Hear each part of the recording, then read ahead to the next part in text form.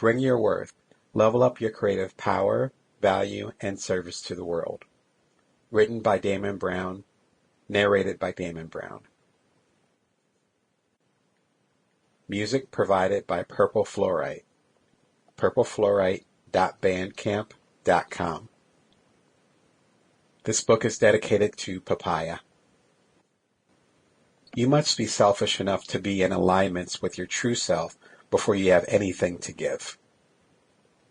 Esther and Jerry Hicks, The Vortex. How to bring your worth. Why does the market not value my true worth? Why does my bank account not reflect my true worth? Why does the world not understand my true worth? The more unique your voice in the world, the more difficult it may be to see your true worth in the marketplace, in your bank account, and in the world.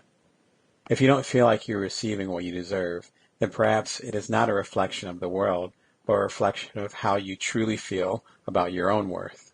You have to bring your worth to make your mark on the world.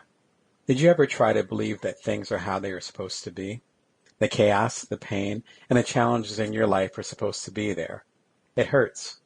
Open up to that possibility for a moment, though, and you begin twisting the things in your world from different angles. Life isn't a flat board, but more like a Rubik's Cube, and the more sides you view, the more of the puzzle you see, and creating a bigger discussion, and for you, a bigger life.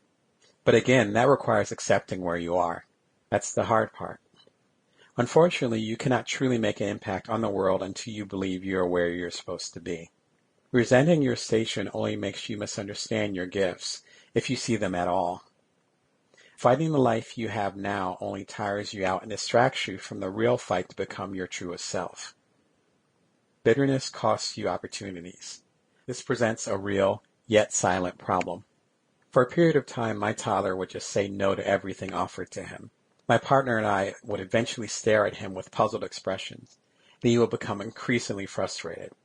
He made it clear to us of what he didn't want, but he wouldn't actually say what he did want. We couldn't help him. It might sound ridiculous, especially if you've never raised a toddler, but we do the exact same thing every day. We get tired of shitty paying clients.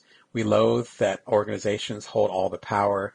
We feel downright mad that the world doesn't recognize our genius.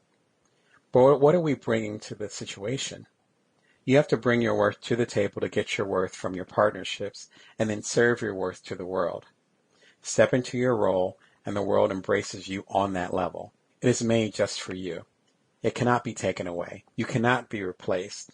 It means only you possess the puzzle pieces fitting uniquely, snugly, perfectly into that role. You cannot be replaced, but you also do not have any backup. There is no understudy for you. It is a three-legged stool. Your worth in the marketplace, your worth to the bank account, and your worth to the world. Bring two of these to the table, and you may keep going for a little bit, but your career won't persevere. Bring only one to the table, and you're not going to make it. You'll topple before you even sit down. Base your worth only on what the market desires, then you're following the current trends, which is what everyone else is doing.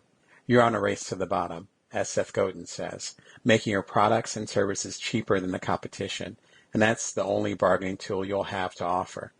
You won't be original. Worse, since you're eager to hop onto the next trend, your community will feel abandoned, and in time, they will likely stop following you because they know you will eventually leave them. Base your worth only on what the bank account needs, then you're getting paid over serving your community.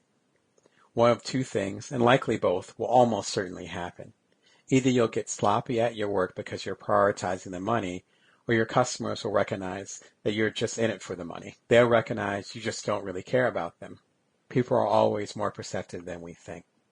Base your worth on only what the world needs, then congratulations, you're a starving artist. This is perhaps the saddest outcome, as there is no relationship between the quality of your work and you actually getting paid for your work. They are not inversely proportional.